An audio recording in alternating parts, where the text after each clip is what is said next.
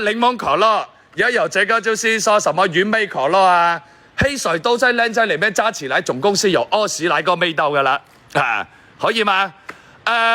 可以提供檢驗報告嗎？你放心啦，我們這些呢都是正規嘅那個清關報關回來噶，你可以看到這裡嗎？是不是？你這個飲料呢不會屙爛屎嘅，你放心啦。就如果說你這個人你比較怕夜氣，哇靚仔夜氣有沒有什麼比較解渴嘅飲料糖分不要那麼高呢？我就會推薦一個這個維他嘅煮花茶系列。因為你都知道廣東人怕夜氣嘛，你整一支低糖煮花茶飲料對你煮花都好一點嘅，不要就是擔心說話一間飲料屎忽窿會生瘡嘅話，不會嘅。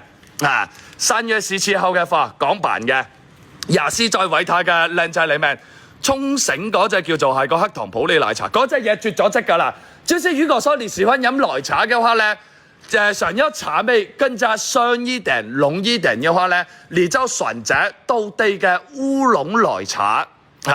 好嗎？這個不是深圳產嘅，這個是香港那邊報關清關回來嘅。因為你都知道，我們這些貨呢，在香港那邊報完關回來，從深圳嘅蓮塘口岸度出關，出完關了之後呢，來到我嘅倉庫，你現在在抖音直播間拍完了之後呢，我明天俾你發京東快遞，直接送到你家門口就可以噶啦。有很多口味嘅汽水派醫生，阿周 BB， 你就是說，你可以每樣要一支也可以，你可以去選擇混合嘅味道，自己備註寫清楚就可以噶啦。可以嗎？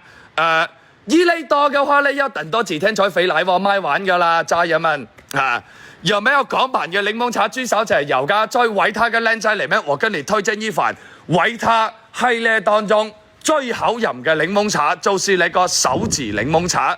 本來是已經香港那邊是不被報關㗎啦，我是從別人嘅倉庫裡面剩下3個卡板，全部俾我拖回來㗎啦。就是這個，你如果說維他很多檸檬茶你飲過，你沒有飲過這個手指檸檬茶，你一定要去嘗試一下，真嘅。天氣這麼熱嘅同時，它糖分不算很高嘅，你冰一冰飲起來。